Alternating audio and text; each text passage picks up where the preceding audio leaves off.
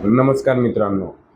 Asset आणि liabilities काय असते तर ते आज आपल्याला पाहायचं आहे आणि सर्वांनाच माहीत पाहिजे ॲसेट आणि लॅबिलिटीज म्हणजे काय नेमकं. तर ॲसेट म्हणजे असं की ज्यामध्ये आपण गुंतवणूक केल्यास जो पैसा आपल्याला वाढतो, कधी ना कधी त्या गोष्टीतून आपल्याला नंतर पैसा भेटणार आहे. तर अशा गोष्टीमध्ये आपण गुंतवणूक करणे म्हणजेच ॲसेट असते. त्याच्यामध्ये उदाहरण घ्यायचं झालं तर आपण एखादी प्रॉपर्टी घेतो, त्यानंतर जमीन घेतो, त्यानंतर एखाद्या कंपनीचा शेअर घेतो, त्यानंतर म्युच्युअल फंडमध्ये गुंतवणूक करतो, त्यानंतर एखाद्या बिझनेसमध्ये गुंतवणूक करतो. असं ज्या ठिकाणी आपल्याला पैसा येणार आहे, त्या ठिकाणी आपण गुंतवणूक केलो त्यालाच ॲसेट म्हणतात. त्यानंतर लॅबिलिटीज म्हणजे काय?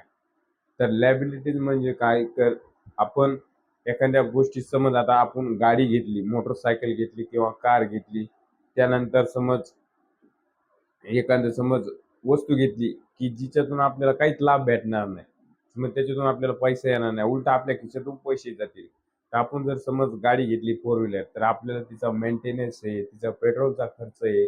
तर अशा प्रकारे ते आपल्या खिशातून पैसे काढणार आहेत. त्याला लॅबिलिटीज म्हणते. जे मग आपल्या खिशातून पैसा त्याला जातो, त्याला लॅबिलिटीज म्हणतात. तर ॲसेट आपल्याला कळलंच असेल. ॲसेट म्हणजे आपल्या खिशात पैसे आणून देत होतो. तर मराठी भाषेमध्ये आपल्या खिशात ते पैसे टाकतात आणि लॅबिलिटीज म्हणजे काय? तर आपल्या खिशातला पैसा काढून घेते. तर अशा प्रकारे या दोन्हीचा फरक आहे. तर आपण आपलं जे ॲसेट आहे ते वाढवण्यावर भर द्या.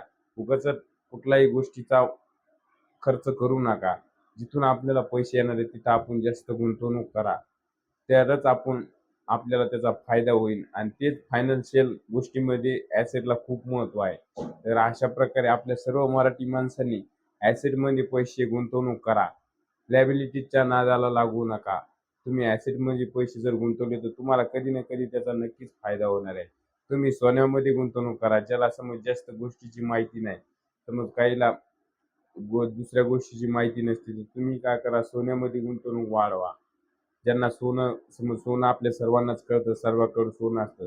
कारण सोनं आपल्याला कधी ना कधी कामी येणार आहे. कारण आपण जर समज काही दुखण्याचं काम असलं, काही काही झालं वगैरे, इमर्जन्सी आली आपल्याला फंड पाहिजे, इमर्जन्सीसाठी पैसा पाहिजे, तर आपण डायरेक्ट सोनं विकू शकतो. आणि सोनं बी असं करायचं की ते 24 कॅरेटचं असलं पाहिजे. तर अशा प्रकारे तुम्ही गुंतवणूक सोन्यामध्ये करा. त्यानंतर जास्त पैसा असेल तर जमिनीमध्ये करा, प्रॉपर्टीजमध्ये करा.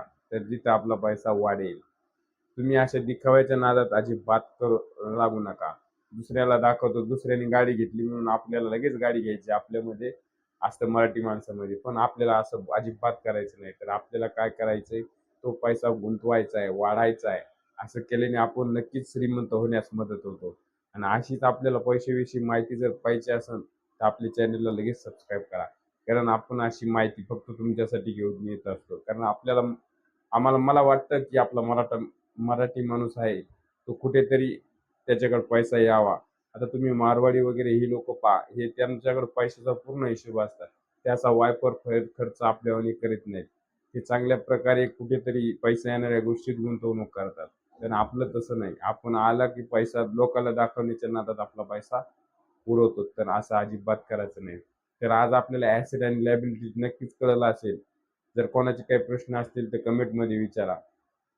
तर अशा प्रकारे आजची माहिती होती आणि अशीच पैशाबद्दल माहिती पाहण्यासाठी आपल्या चॅनलला लगेच सबस्क्राईब करा. तर धन्यवाद मित्रांनो.